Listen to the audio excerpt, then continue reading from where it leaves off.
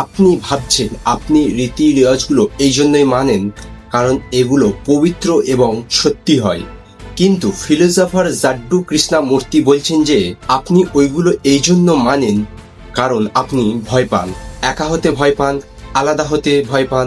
এজন্য আপনি তাদেরকে সিদ্ধান্ত নিতে দেন যারা বহু বছর আগে মারা গিয়েছে।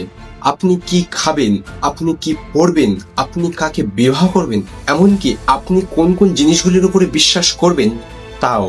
কৃষ্ণমূর্তি এই ঘটনাটার নাম দিয়েছে দ্য সেকেন্ড হ্যান্ড লাইফ।